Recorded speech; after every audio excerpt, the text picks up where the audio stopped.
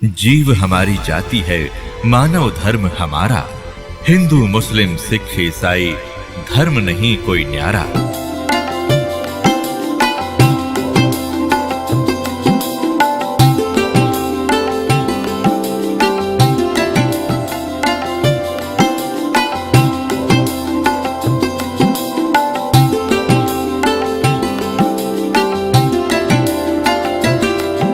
अब जो प्रसंग चल रहा था, दास आपको बता रहा था कि अब आपको वो अनमोल वस्तु मिल गई है जो आज तक किसी को प्राप्त नहीं हुई। आपका भक्ति धन थोड़ी ही साधना से अत्यधिक बन रहा, संग्रहित हो रहा है, और इसी भक्ति धन से आपको यहाँ की भौतिक सुविधाएं भी प्रयोग करनी है और आगे चलने के लिए भी इसको सुरक्षित रखना है, इसको बांटना नहीं।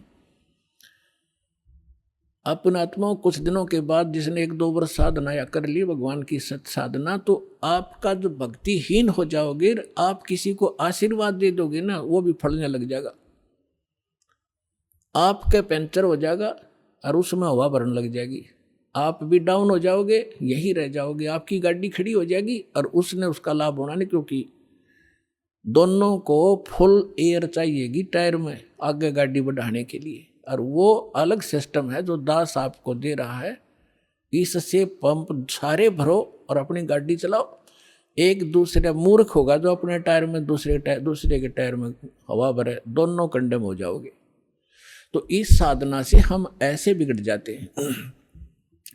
जो प्रसंग चल रहा था कि ऐसे जो जन्म मनुष्य के होते हैं वो ऐसे होते हैं जो पुनकर्मी प्राणी हैं। जैसे अब ये भक्ति युग चला है, अभी 1-2 वर्ष और बाधा रहेगी, थोड़ी बहुत, ज़्यादा नहीं, क्योंकि समझदार हो, बुद्धिमान हो, सबको ज्ञान हो गया। अब कौन किसकी सुनेगा? फिर 1-2 वर्ष के अंदर पूरे विश्व में फैल जाएगा, सब आपके साथी समर्थक हो जाएंगे, फिर बात तक खत्म हो जाएगी।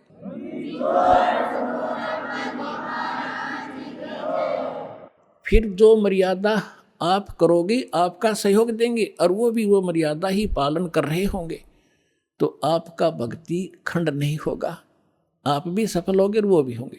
फिर क्या होगा कि कुछ दिनों में आपको इतना सुख हो जाएगा, क्योंकि भगवान सुख सागर है।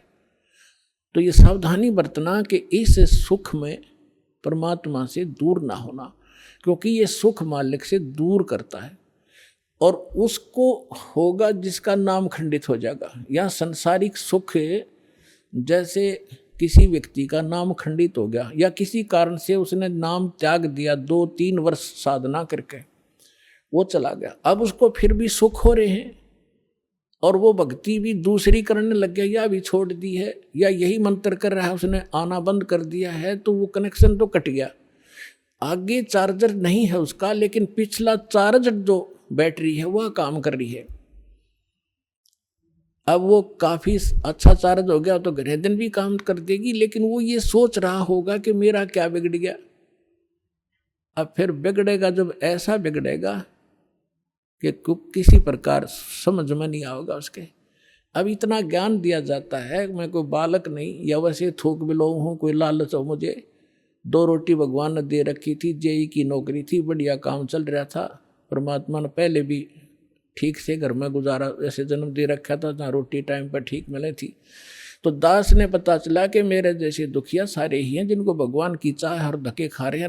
मुझे पता लग गया, तो सबको आवश्यकता इस भगवान की, इस ज्ञान की। तो इसलिए दास ने इस पर कदम उठाया। तो इस प्रकार जैसे आप जो सफल होगे। और एक बात और ध्यान रखना, आप यहाँ केवल उसी उद्देश्य को लेकर ना आना कि जैसे रोगी है वो रोग ही स्वस्थ हो, जिसको पुत्र की संतान नहीं है वो संतान ही हो तो बात बने। अगर संतान भी आपको आवश्यक होगी देनी तो यही मिलेगी, पृथ्वी पर कोई नहीं देगा आपने।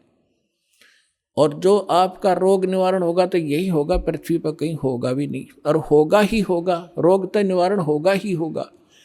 बाकी संतान भी परमात्मा अगर चाहेगा तो सब कुछ कर सकता है। उसका एक लंबा इतिहास है, फिर बताऊंगा, ऐसी बात नहीं। यहाँ हजारों ऐसे प्रमाण हैं जिनके 10-10 वर्ष, 12-12 वर्ष और 15-15, 20-20 वर्ष ब्याह न हो गए थे और बच्चा नहीं था। सारे सब आजकल तो सारे जो है ना ये भौतिक और सारे ट्रीटमेंट है, ये भी करवा के छक लिए थे मालिक ने, उनको भी संतान दे दी।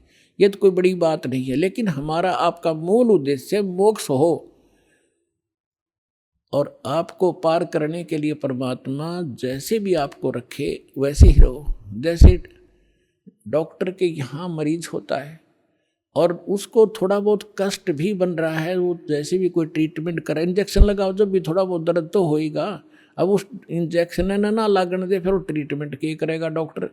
तो थोड़ी बहुत संकट, थोड़ा बहुत कष्ट आपको महसूस भी हो, वो गॉड गिवन समझना। किस लिए? परमात्मा हमें उदाहरण देते हैं अपने ऊपर ही। कहते हैं कबीर सुख के माथे पत्थर पड़ो, जो नाम हृदय से जावे, बलिहारी व दुख के जो पल पल नाम रटावे। परमात्मा कहते हैं तुम ऐसे मांगना मेरे से कि हे भगवान, इसे सुख के आग लगो जिस जो आपसे दूर करे। हे परमात्मा, ऐसा दुख, बलिहारी उस दुख के, ऐसा दुख बना रहे जिससे आपकी याद बनी रहे, ऐसा सुख ना देना भगवान जो आपसे दूर करे। तो आप ये समझ लेना, छोटी मोटी जो ठूठा आपका रख रहेगी ये गॉड गिवन होगी, ताकि वो मन बकवाद ना करे, इसने मौत दिखे जा, और तभी ये भक्ति करेगा, ना करने ना दियो। ऐसा खतरनाक एलिमेंट है ये। तो पुणात्मा, ये परमात्मा का ट्रीटमेंट चलेगा जब आप इसकी शरण में आगे। डॉक्टर के हॉस्पिटल में एडमिट एक पेशेंट अपनी चलाओगा तो वो रोग नहीं कटवाना चाहता, वो तो बकवाद कर रहा है, व्यर्थ में टाइम वेस्ट कर रहा है। तो आप यहाँ आगे हो, भगवान कोई बालक नहीं, आपके भविष्य की जानता है।